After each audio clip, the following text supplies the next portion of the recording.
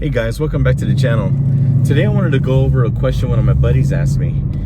I drive a 5.0 2014 Mustang, and I also have a 1968. And I told him that my 1968 has a 3-speed and my 5.0 has a 6-speed. And he asked me, well, why the 6 gears? You know, why can't you just do 5? And why does the 68 have 3?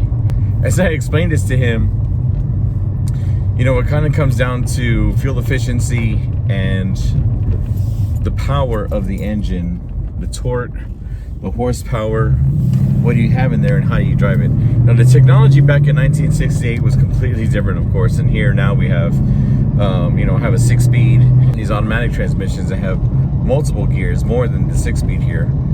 I remember driving probably, I think it was maybe a 2000 Dodge Ram dually truck, and they told me, oh, you got to start off in 2nd gear, you don't even need to use 1st.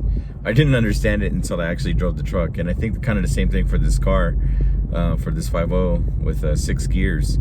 You know, you really don't need 1st gear unless you're really hitting, you know, trying to hit the red line, going to 2nd gear, going to 3rd, you know, just in that quarter mile.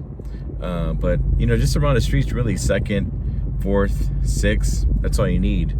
2nd, sometimes when I first started doing this, I was 2nd, 3rd, and then 5th and 6th, really understanding how to accelerate. And now I'm in 2nd gear, again, 3,000, 25 miles an hour, 4th gear,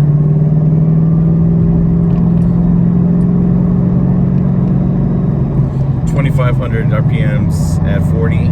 Now I'm in 6th gear. So in 6th gear, I can just kind of tap on the gas and I'm good to go. Unless I need to downshift from 6th gear, just a kind of a passing gear, I can go to 3rd gear. 4th gear. Slow down here. There we go. Okay. So that's a good example there. Sorry about the bouncing. Honestly, guys, it's about finding your driving style. What gears work best for you around your city, around your commute, and seeing what the best one is for you and sticking to it. So for me, 2nd, 4th, and 6th gear works great.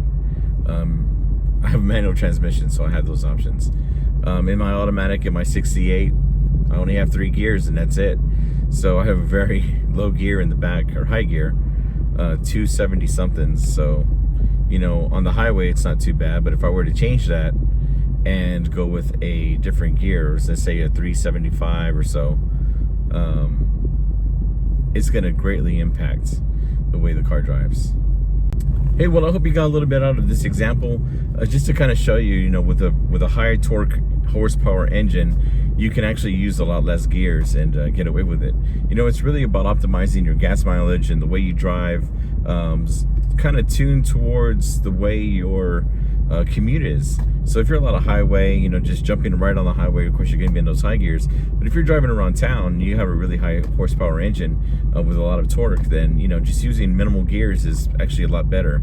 Kind of saves your clutch, especially since you're not going 1st, 2nd, 3rd, 4th, 5th, 6th.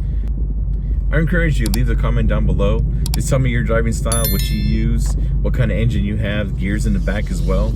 And we'll see you on the next one.